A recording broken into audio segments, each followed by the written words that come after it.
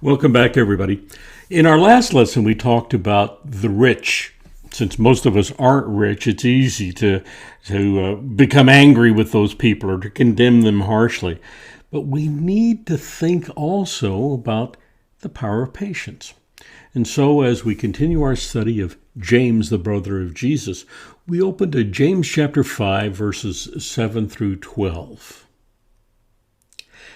It was easy for the congregation to agree with what James had said about the rich.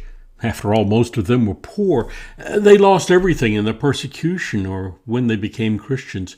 What they needed was comfort. What they needed above all was patience. James shook his head and sighed. Taking a deep breath, he continued, "Be patient, therefore, brothers, until the coming of the Lord. See how the farmer waits for the precious fruit of the earth, being patient about it, until it receives the early and the late rains. You also be patient. Establish your hearts, for the coming of the Lord is at hand. Do not grumble against one another, brothers, so that you may not be judged. Behold, the judge is standing at the door. As an example of suffering and patience, brothers, take the prophets who spoke in the name of the Lord. Behold, we consider blessed those who remained steadfast. You've heard of the steadfastness of Job, and you have seen the purpose of the Lord, how the Lord is compassionate and merciful. But above all, my brothers, do not swear, either by heaven or by earth or by any other oath, but let your yes be yes and your no be no, so that you may not fall under condemnation." James chapter 5, verses 7 through 12. I love the story of the man who prayed, "Lord, give me patience, and give it to me now." Patience may be the most difficult virtue simply because it only comes over time. Does anyone remember when TV sets had to warm up, or what life was like before microwave ovens? Somehow patience sounds a little nostalgic. There's no need to wait anymore. But consider the world 2,000 years ago. Think about transportation in the days of the apostles. Paul walked across Turkey. Consider farmers or sailors who were at the mercy of the wind or strong backs pulling on oars. Patience wasn't an option. Have you ever wondered why Jesus told the disciples to wait in Jerusalem for the coming of the Holy Spirit? Why did he make them stay 10 more days? Well, what makes patience worthwhile? First, it's an endearing virtue. 2 Corinthians chapter 6, verse 6. Perfection requires patience, and patience is the foundation of love. 1 Corinthians chapter 13, verse 4.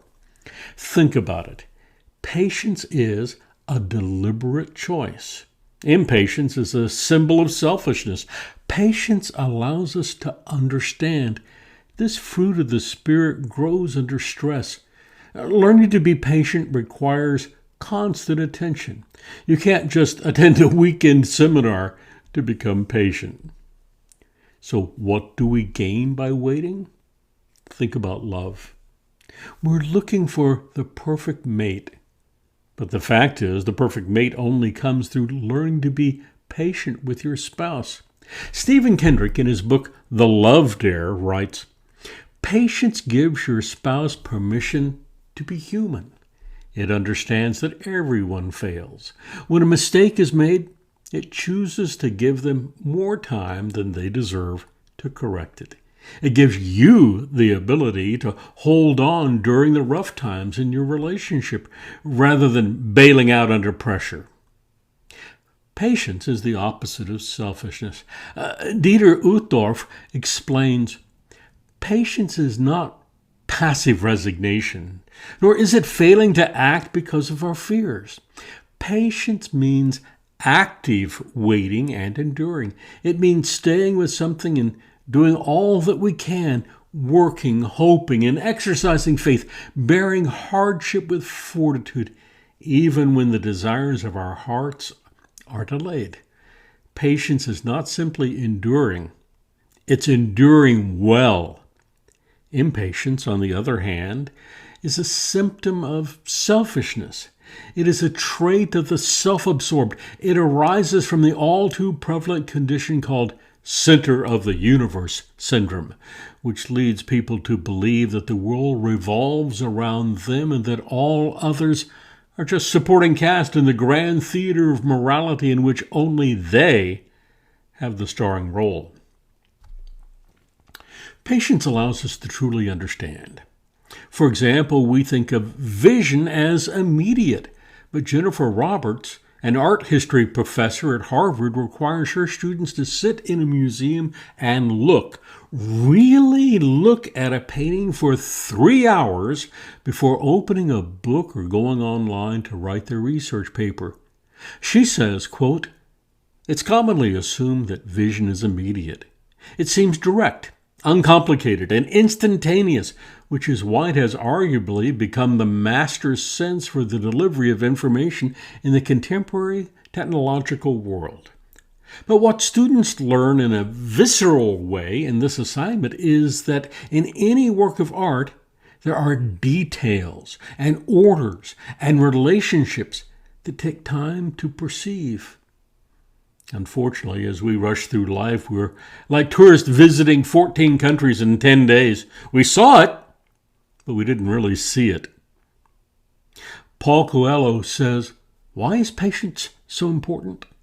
Because it makes us pay attention." So how do we learn to be patient? There are two important keys. The first looks for the blessing in stress. Remember, stress can be positive. Under stress, we're forced to become patient. Second, we can also be intentional rather than allowing ourselves to be swept along by everything that comes along. Why do we feel we must always answer the phone or check our email every time it chimes? Try taking a techno Sabbath, spending a day without turning on any of our devices or gadgets. Try walking instead of driving. Try cooking, really cooking, instead of relying on fast food, microwaves, or opening a can. God has been so patient with us. We should learn to be patient with our world. Take some time to think about these things, and let's all work on the virtue of patience this week. God bless everyone. Thank you so much, and we'll see you in our next lesson.